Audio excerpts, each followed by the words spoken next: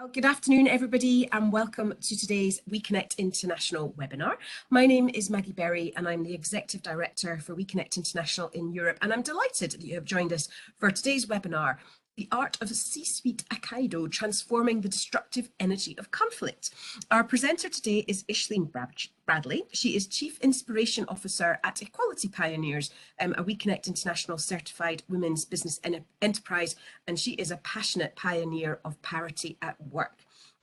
She influences public policy, organisational culture and individual progression by applying research, executive experience and a nurturing approach. In today's session, you will learn new insights and concrete strategies to effectively flip a negative situation into a creative solution, as well as some techniques in managing challenging situations.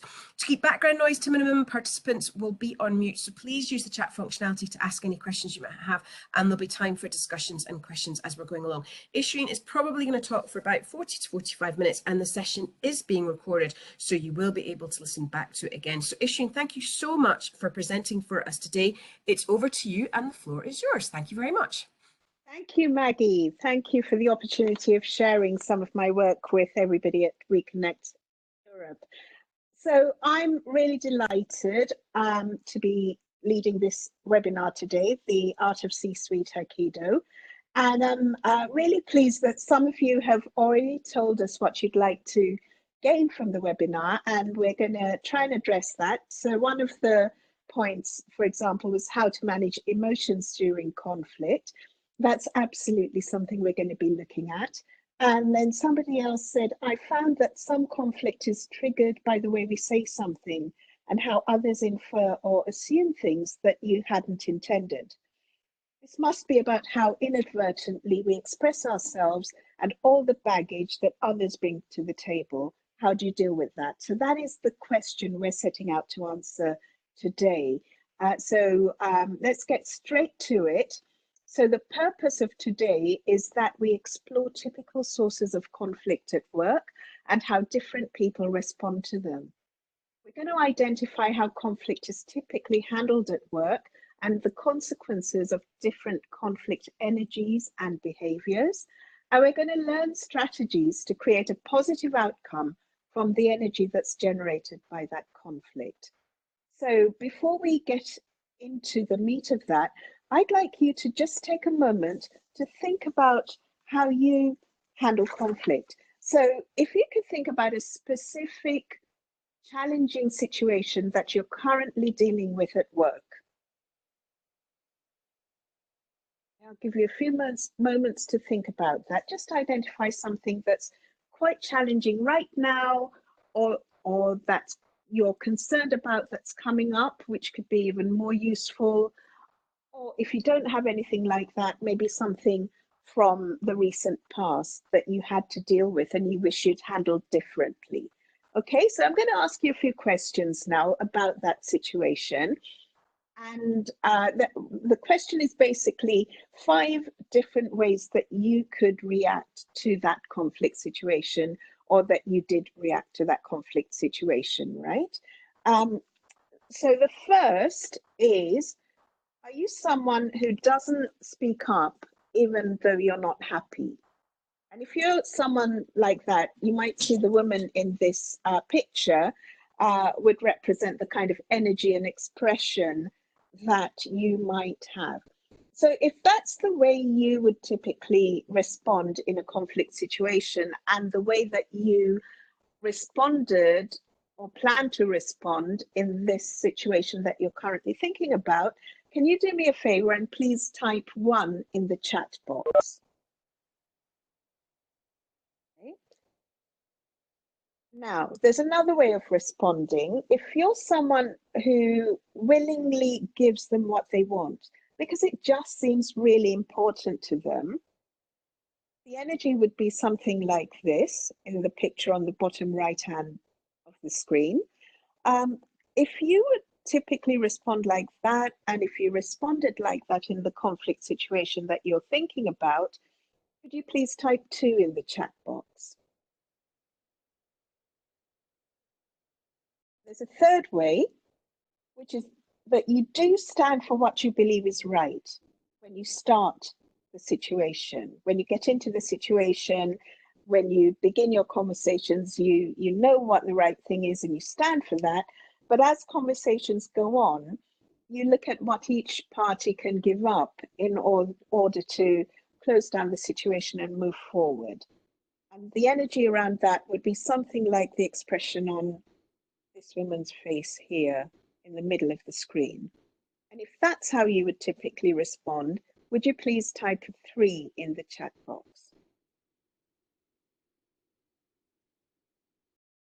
Fourth way of responding is that you might be someone who just keeps going until you get your point across or until the other party agrees to what you want. And the energy would be something like that. And if that's the case, please do type 4 in the chat box. And finally, if you're someone who stands for what you want and believe is right, and you work with the other party until you figure out a way together that's good for both of you and for the challenging situation. If you're someone who typically would react like that, and the image on the top right of the screen reflects that kind of Aikido energy, please type 5 in the chat box.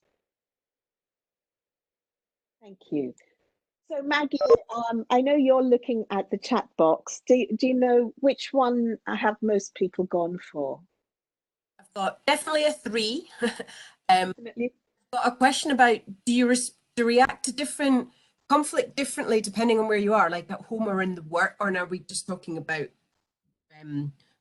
work? And then a split between 3 and 5. 3 and 5. Yeah. And I know for me, when I recognize some of these images, and I mean I definitely in a home environment maybe react differently to how I would in a work environment. Yes. So we're focusing particularly on work here because I think our guard is much more down when we're at home. Okay. We're looking at how we can really support you in a work situation. Fine. Oh, so somebody else said maybe I'm a 4. Yes. Maybe it's differently because I wonder whether, depending on who you're dealing with, whether that is maybe a local team member or a junior member of staff or a senior member of staff, whether you react differently as well. Absolutely. Absolutely. And that's one of the things we'll be looking at as we go along. So thank you everybody for replying. So we've got one courageous person. You know, people don't like to admit they're Somebody else has said a 4 as well. Another 4. Brilliant. I like that. That's honesty.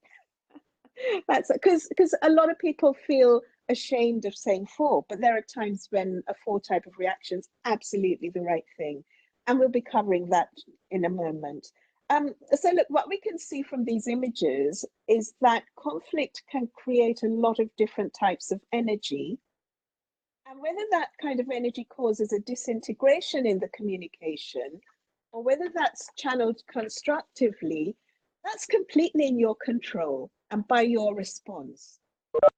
And just as martial art of Aikido has techniques to merge with the energy of the aggressor to flip it, or to merge with the energy of the person you're communicating with to flip it into something new, you can do that in your conflict situation as well by matching the energy and transforming it.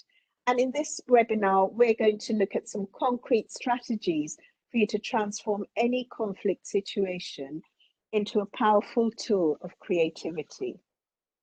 So I'm going to share a couple of tools with you from the C-Suite Aikido method. But before that, let me just give you the outcomes that you're going to leave with if you participate and engage fully in what we're going to do over the next half an hour or so. Because you're going to get new insights into how to flip a specific conflict pattern that keeps recurring for you. And I'm inviting you to identify that if you haven't already done so. I know some people have just joined the call. So what we're looking at is a particular conflict situation that you're right in the middle of, that you know is coming up, or that you've dealt with in the past that you may wish you'd handled differently, okay? So you get some new insights into how you can flip those situations. You get some concrete strategies for effectively flipping the negative situation into a creative solution. And you'll have confidence from reflection in practicing different C-Suite Aikido energies to manage challenging situations. Now, typically, when we run these webinars, we would do that in small groups. But today, I'm going to ask you to reflect by yourself and practice by yourself in order to think of how you might handle the situation differently. All right, so here's the first tool. It's called the right strategy at the right time. And we all know that our natural tendency in a challenging situation is to just act fast, act first, take action to try and mitigate the situation, to try and bring it under control. Now, if you continue to do this, you'll be doing that using your default way of handling the challenging situation. So one of those 5 that we just looked at. And human beings tend to have automatic patterns of behavior in dealing with situations that are challenging. And if you just act, or you think a bit and you act, you're typically going to use that automatic pattern, and it's going to typically get you the result that you've always got. So C-Suite Aikido is really about disrupting our normal patterns so that we tune into the other people's energy, we empathize that, and then together we flip it to achieve something that's more satisfactory for everyone, and that's better for the situation we're dealing with. So before you take action, C-Suite Aikido advocates a strategic approach. So we start with the outcome. Okay.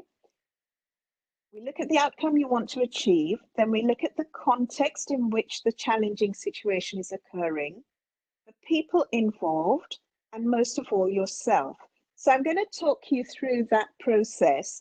And what I'd like you to do is take your challenge situation that you've just identified and reflect on these questions and these conversations that I'm going to talk you through.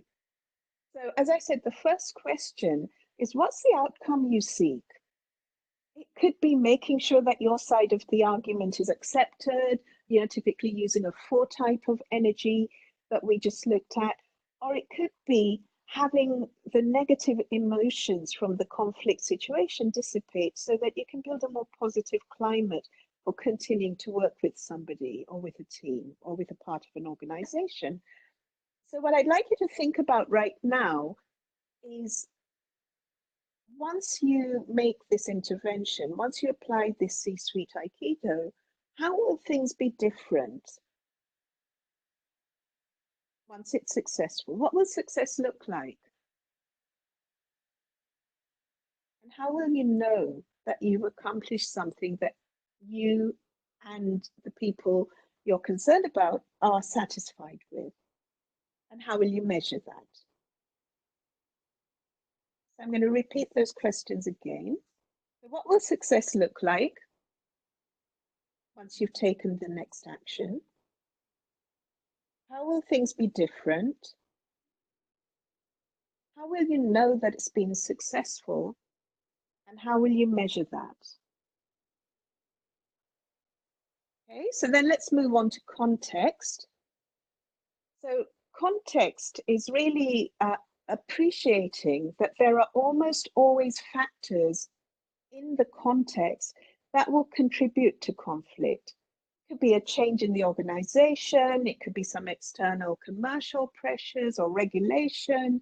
So it's really important to think about what else is going on that's causing this conflict situation and shaping how it evolves. So just take a moment to reflect on and take some notes for yourself on what else is going on and how that contributes to the conflict situation or impacts and shapes it. And what's the history around this conflict situation? What has caused it to arise?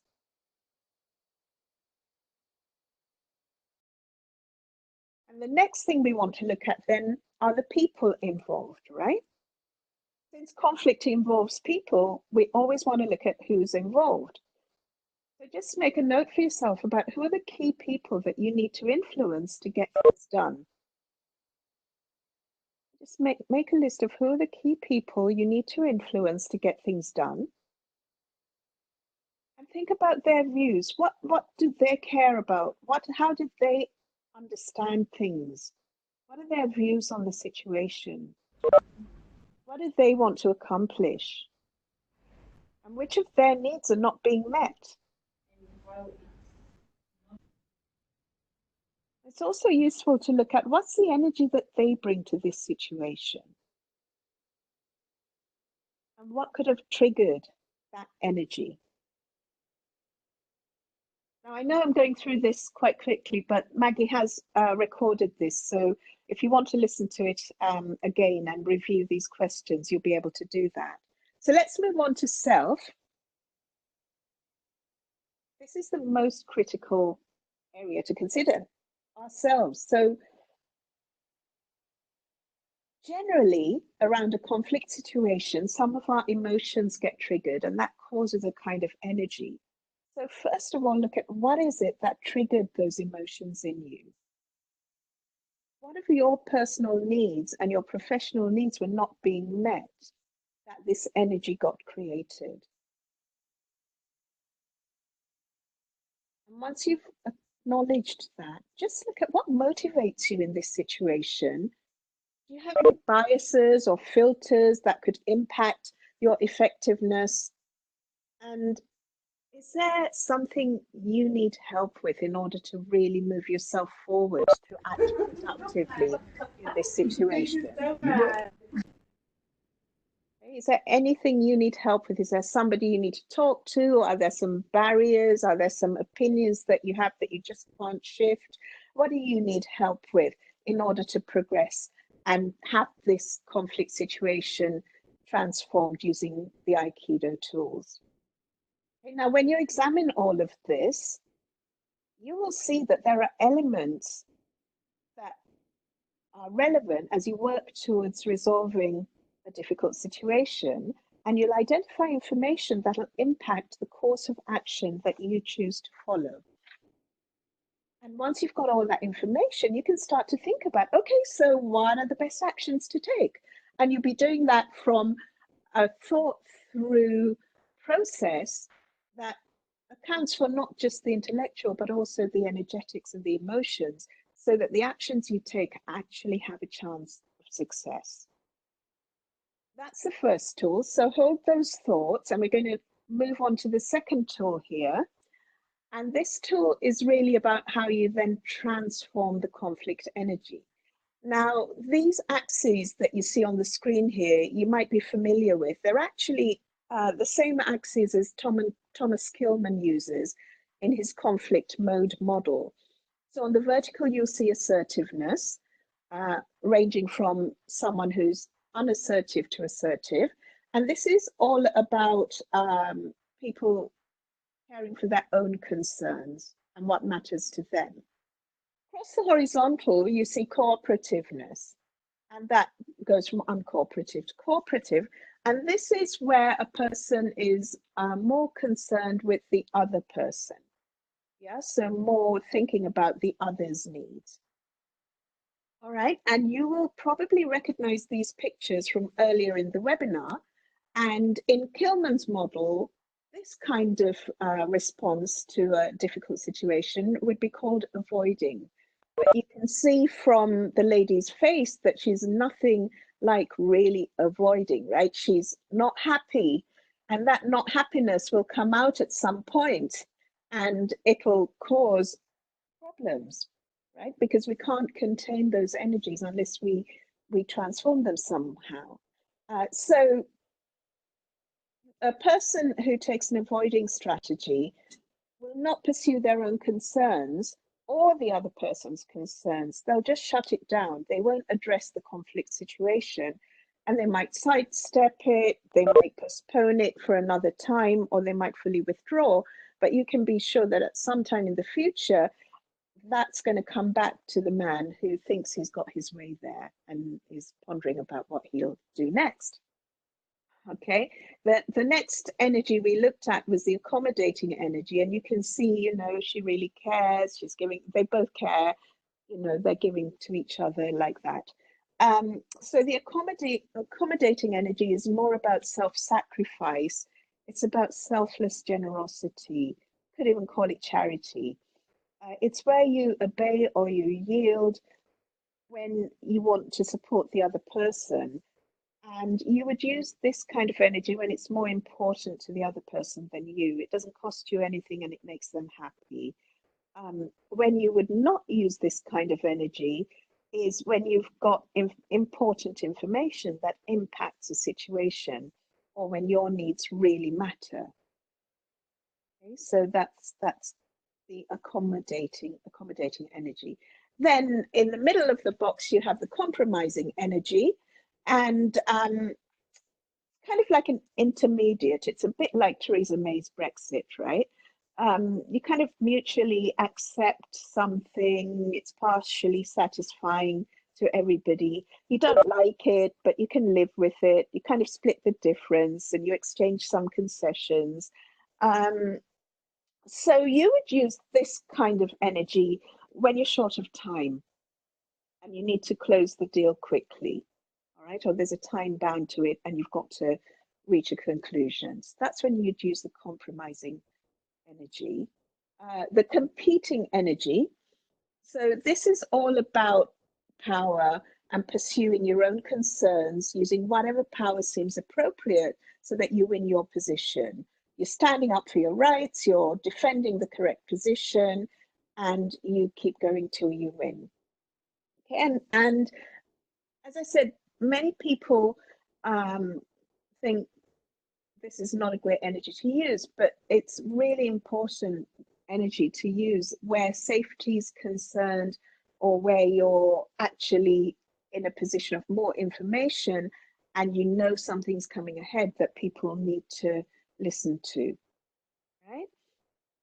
And then you've got the collaborating energy. So this is the energy where you both really delve into an issue, you look at the underlying concerns, you explore together, you get into each other's worlds, and you reach a solution that everybody's happy with because you've addressed everybody's concerns and you've taken enough time to make sure that happens. And this kind of process takes a lot longer and it leads to a win-win. So just take a moment to reflect on how you would describe each of these kinds of energies and how you would describe the energy that you bring to that conflict situation.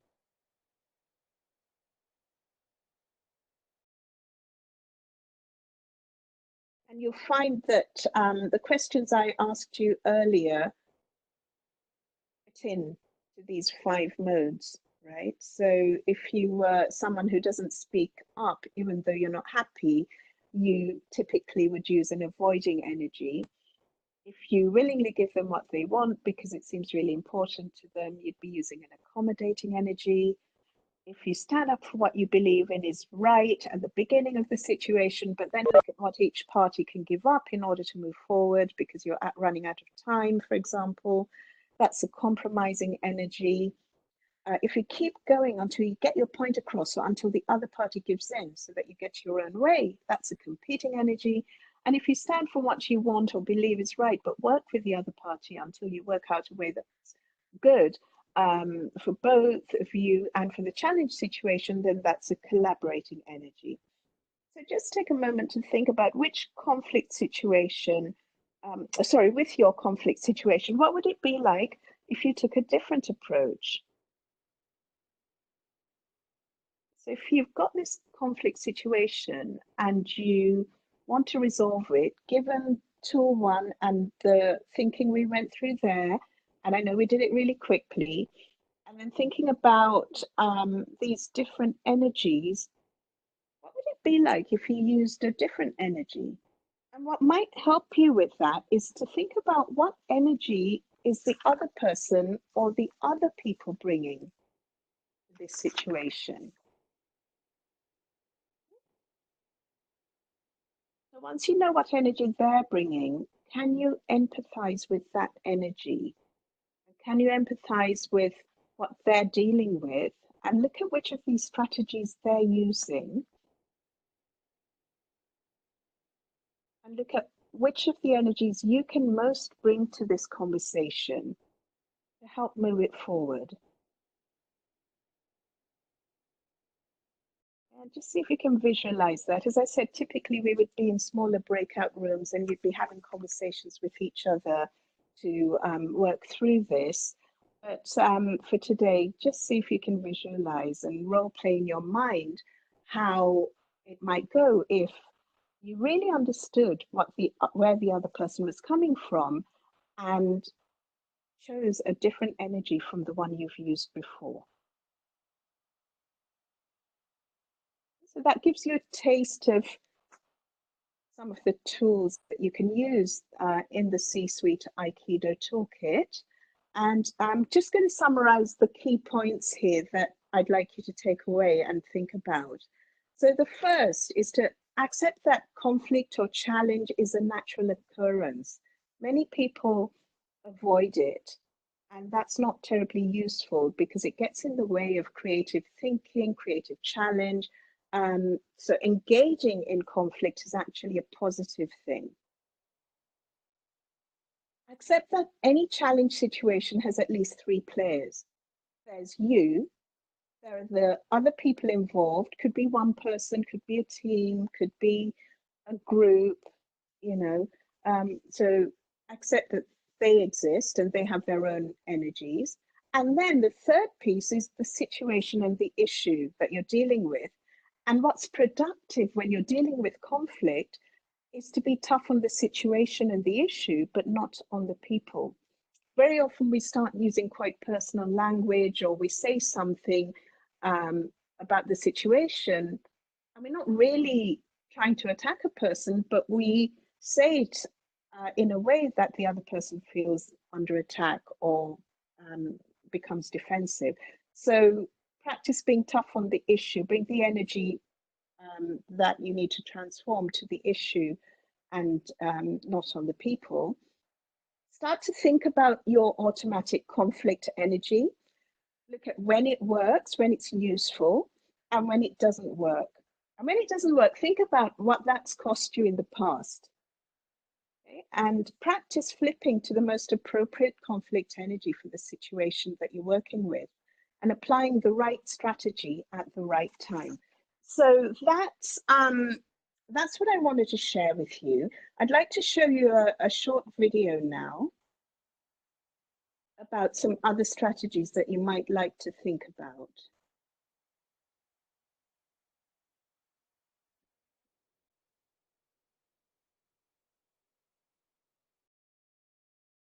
It is. Okay.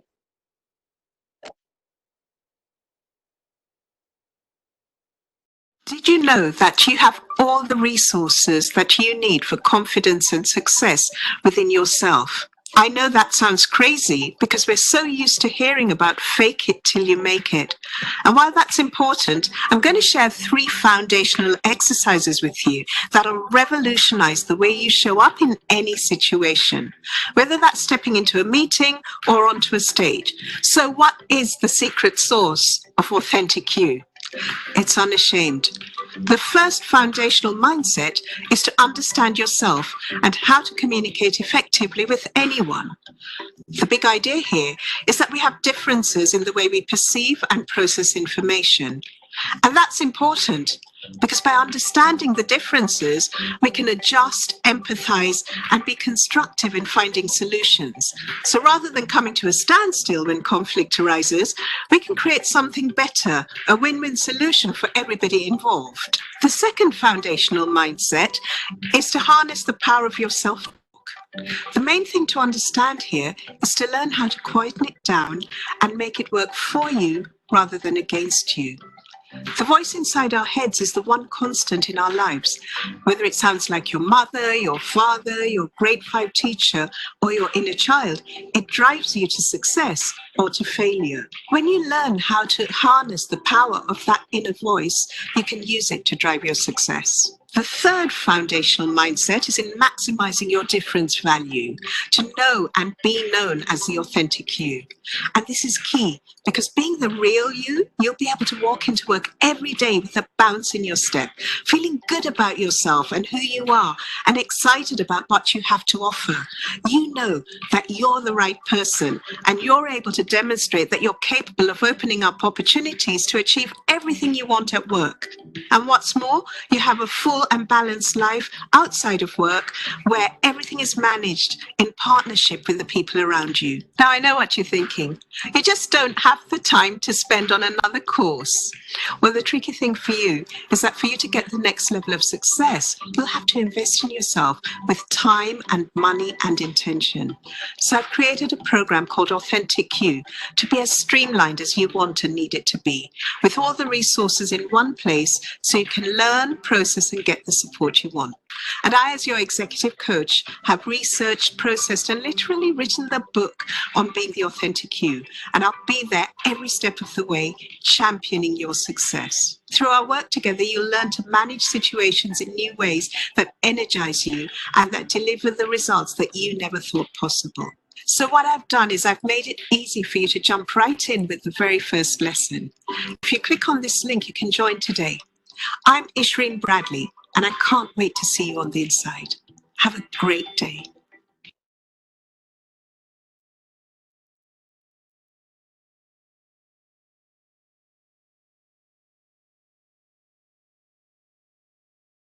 Okay, so I hope you found that useful. As I said on the video, I'm offering, I guess you could call it a Black Friday offer, right? To people who are interested in learning more about the C-Suite Aikido and the other strategies that I just mentioned on the video. So if you're interested in that, the membership usually costs £37 a month, but for Black Friday, we're offering it at £17 a month until the 2nd of December. And that's the link that you'll need. I've also put it on the chat box so that you can just click on that if you're interested. Or if you'd like to have a conversation with me about anything else, you're most welcome to contact me. My details are just there. So Maggie, that's everything that I have. And so hopefully you all found that useful. Brilliant. Thank you so much, Ishreen. I have a question, just going back to the screen with the different conflict images. And please, if anybody has other questions that they would like to ask Ishreen, please do use the chat functionality and we can post them there. What is the difference between the compromising and the collaboration? Because they, in my mind, they seem pretty similar, but what are the different elements of compromise and collaboration? Maggie, that's a great question. So when you're compromising, you're conscious about time, you're conscious about some kind of deadline, and you need to reach a conclusion. You want to close the deal, so to speak. So what you'll do is you won't take the time to really understand each other's needs. You won't really take the time to express your needs. So you'll kind of take some things off the table that you had put on as a want, and you'll come to a conclusion. When you're collaborating and when you're compromising, you're kind of thinking about the two people in the conversation. You're not thinking so much about the situation that's looking to be resolved.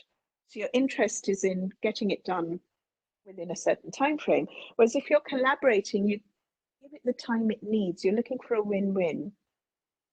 And you take the time to really appreciate the other person's needs and look at how you can resolve it. So I guess the fundamental difference is that everybody experiences being heard and understood.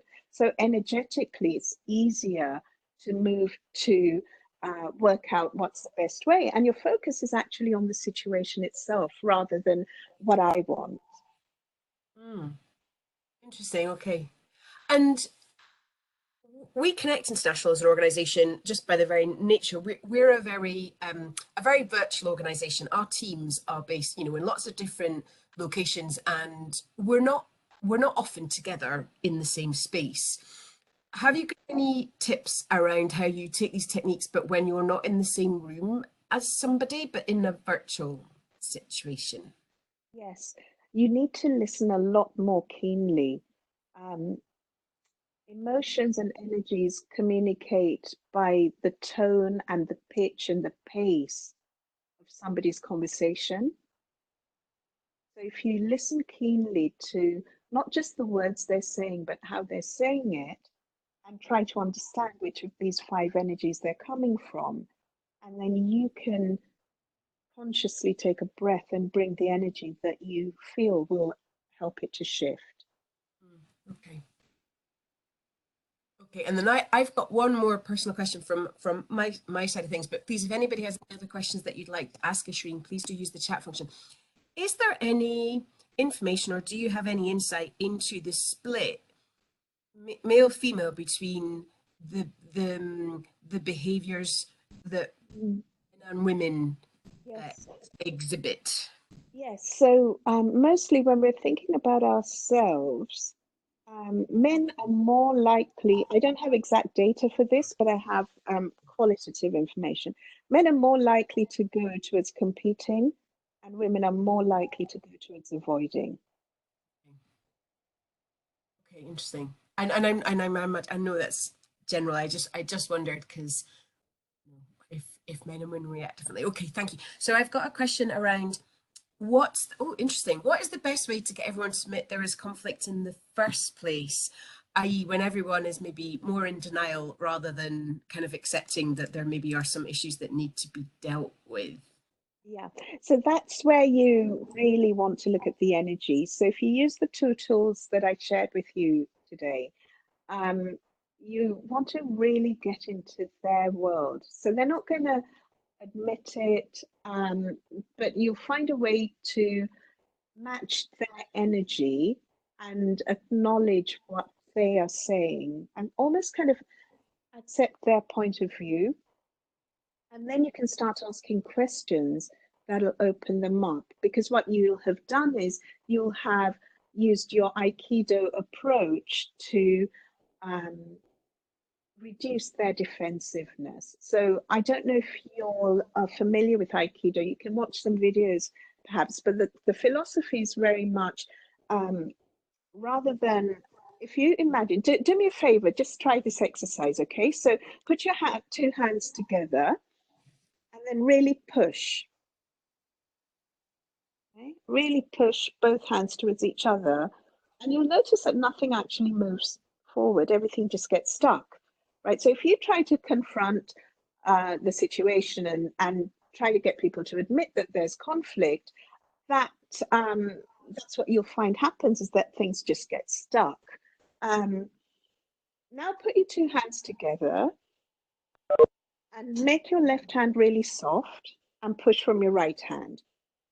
Right, so that's the avoid or accommodate kind of strategy. Your left hand just flips over.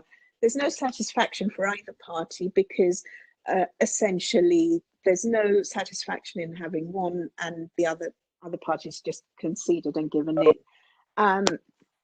So if you just walk away, that's what you would be doing. Right. And now what I'd like you to do is just push both hands together. And when your right hand moves, just let your left hand move a bit to the left, and then let your left hand push and your right hand move a bit to the left. Kind of get in a dance, right?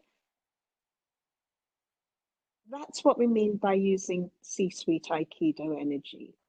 All right. So you're basically going with the flow of the other person. So that's a kind of metaphor to bear in mind, is that, you know, generally people will deny that conflict exists because we're a nation of conflict avoiders. It's just more comfortable. And so if you want to get people to look at a conflict situation, what there is to do is to appreciate their position, ask questions, and then once they have said everything there is to say, they'll be able to listen to you. And I think, Ishreen, that almost leads into the next another question that's been asked, which because you use the phrase, as a nation we maybe avoid conflict. Because as a foreigner, how can I ask what people are thinking, what motivates them? Interesting. I sometimes find it quite hard to obtain this information. She's saying specifically from, I'm going to say British women, i.e. hard to read or won't answer direct questions. And maybe she's just wondering if you have any tips. And I wonder then the point you've just made about asking questions, whether that comes back to, I guess, using open questions, or I don't know if you've got any tips around the best way to get to the point where you can get the understanding that you need. Yeah. So the thing is, if you're looking to obtain information, then you're almost using strategy 4, right? To get what you want. And the other person feels like they're being punched. So the thing to do is to look at your energy. So it's quite a long process to really work on energy and shifting energy, which you know, we don't have time to do on this call, but just get connected at the heart level. You know, mostly we work at the head level. Try and get connected at the heart level and connect to where she may be. You know, she's trying to avoid conflict by the sounds of it. Okay. Or she's trying, you know, she feels defensive for whatever reason, which is why she's not sharing information, or she just doesn't understand why you want it. So on an intellectual level, you know, you can try explaining why you're looking for that information. On an energetic level, you want to look at, well, you know, where's she at, and really empathize with that energy of where she's at, and see if you can go with that and then bring it back. And I mean, I guess that kind of, are there certain cultures that are more better at dealing with conflict than others, and maybe some cultures which maybe don't deal well with conflict? No, definitely. So if you look at the more Western cultures, generally more open to conflict, right? So if you look at the American culture, very comfortable with conflict. I would say even the German culture is probably more open to conflict, and the Dutch. But then if you look at the more Asian cultures, they will not, especially when it comes to an authority figure, they will not speak up. So the Chinese, the Indian cultures, they would be very obedient. And then they'd go to the coffee machine and talk to their colleagues about what That's it. right. Oh, interesting. Okay. And then I'm just going to look back at some of the questions that were asked in advance. And actually, I think you've answered them. One was about how you manage emotions during conflict, and it's really just about being aware of yourself and what you're feeling, and trying to identify in this, you know, the 5 different behaviors. And then somebody else had asked a question about sometimes conflict is triggered by the way we say something. And how others then hear it and infer or assume things that were unintended. And I guess this comes down to communication skills. And the question was around any tips on how we deal, you know, avoiding all the baggage that sometimes people bring to the table, but you're and I guess that comes back to this point around asking the questions and really trying to understand where the other person is coming from.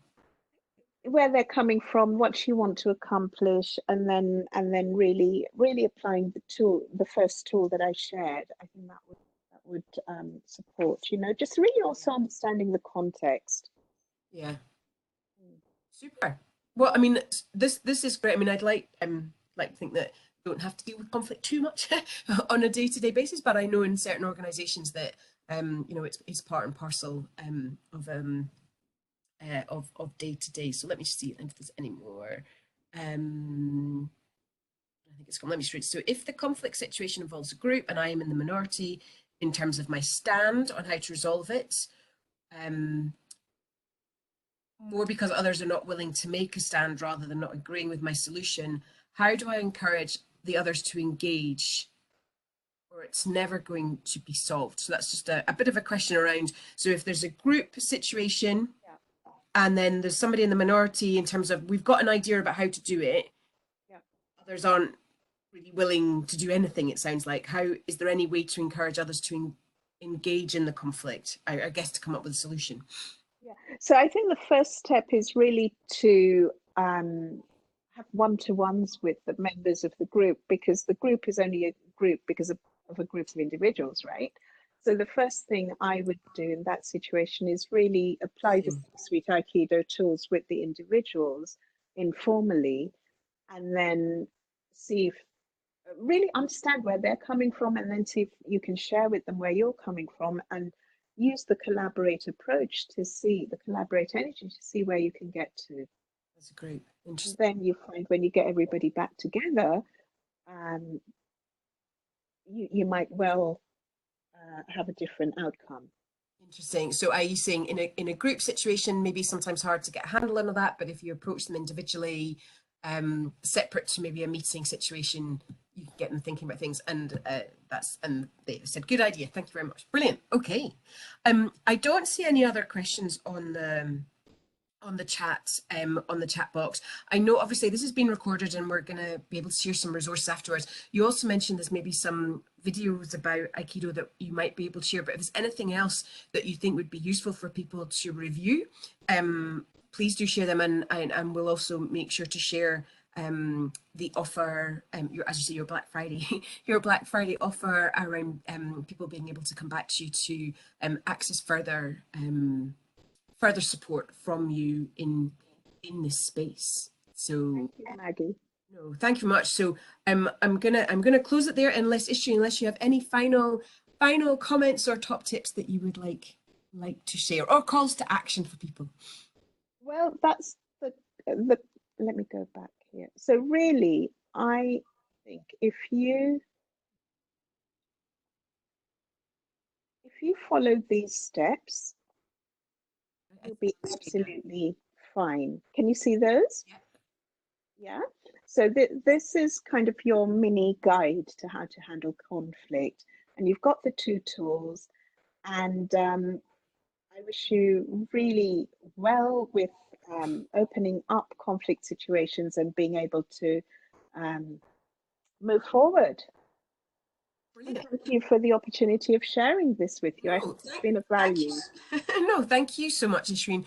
Very much appreciated. And we will make sure to get the share with everybody. And we've got the link there. And I've got some, yes, thank yous coming through in the chat. Very valuable. And thank you very much for the offer. So that's brilliant. So thank you very much, Ishreen. Thank you. And thank you for everyone for who's dialed in. And thank you to those of you who are listening back to this after today. And I hope it has been useful. Thank you very much, everybody.